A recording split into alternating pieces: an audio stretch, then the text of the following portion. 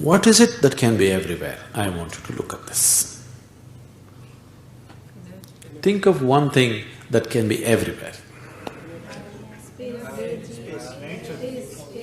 Nature? What does nature mean to you? See, energy can be here, not be there, isn't it? No. See, there can be see, energy means it has a physical presence.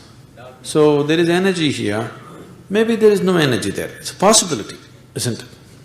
What is it that can be everywhere? Oh, you're… Huh? Nothingness. Nothingness is the only thing which can be everywhere, isn't it? You don't like it. Now, you're flying up there, you're flying within the atmosphere, so there is something. Suppose your airplane takes off and flies beyond this atmospheric space. What is there? Total nothingness, isn't it? If you look up in the sky in the night, what do you see? Stars. But I want you to understand, stars are just tiny specks out there. The large mass is just vast emptiness, isn't it? It is in the lap of this nothingness, small somethingness has happened. Your planets, stars, galaxies are just little happenings in the vast emptiness of space. So nothingness is the only thing which can be everywhere. So if nothingness is all that can be everywhere, today modern science is proving to you beyond any doubt, everything is coming from nothing and going back to nothing. Do you know this? Do you know modern science is proving to you your theory of relativity, quantum theory and now the string one, they're all out to prove to you that everything comes from nothing and goes back to nothing. A whole galaxy of stars, many times they just collapse into themselves and become nothing. Some of them explode and become supernovas, but many of them just collapse into themselves and just become nothing. These are called black holes. So, everything comes from nothing, goes back to nothing. What you call as creation is just a small happening, a brief happening, maybe a few 100 million years, but still, in the vastness of the space, it is just a small, brief happening. You may think you are too much, but you are just a brief happening, isn't it? Simply you appear like this, you'll disappear tomorrow, isn't it? This planet also, it is appeared like this, it'll disappear tomorrow. But the vastness of the space is always there. It is in the lap of this space, everything is happening. It is in the lap of nothingness, somethingness sprouts and dies, sprouts and dies. So everything is coming from nothing. You know the word Shiva? The word Shiva means that which is not. The word Shiva literally means that which is not. That which is creation. That which is not is Shiva or the creator. So, this is ultimate science for you. They're just telling you everything comes from nothing and goes back to nothing. Because everything is supposed to come from Shiva and he is that which is not. He is nothingness. Or in other words, he is darkness. Space is just utter darkness, isn't it? Yes, experientially. The sources of light are always limited. If you see light, it means something is burning there.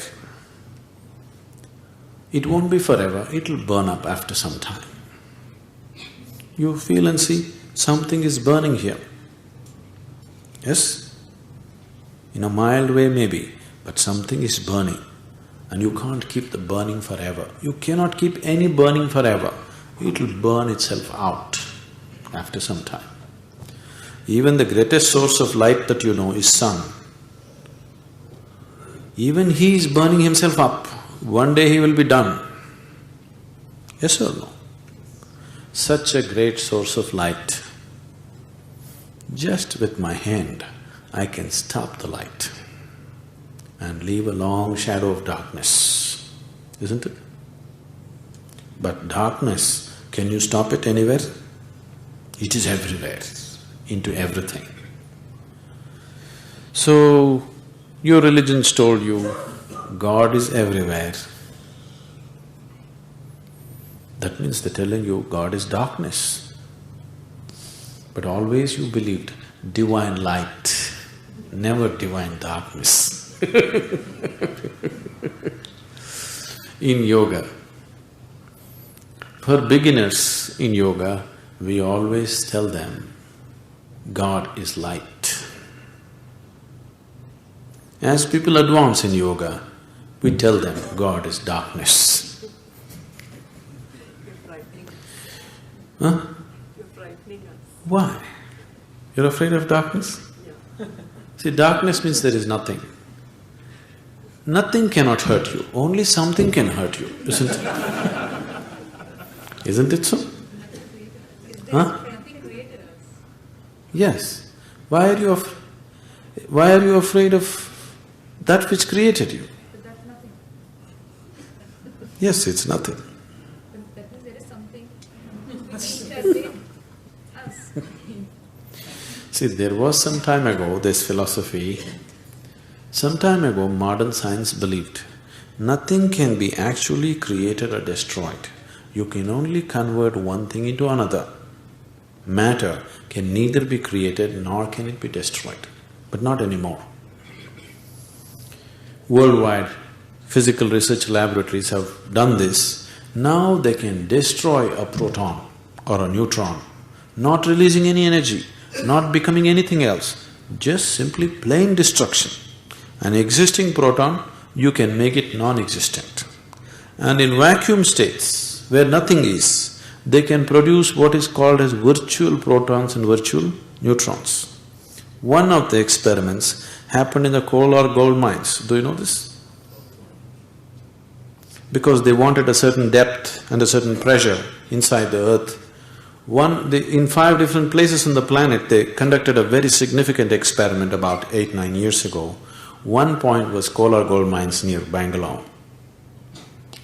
And they can actually destroy protons and neutrons, and they can create protons and neutrons out of nothing. So, this whole idea of if something has to be there, something else has to be there behind it, doesn't arise anymore. Everything comes from nothing and goes back to nothing. Huh? Nothing makes something. May make something, not necessarily.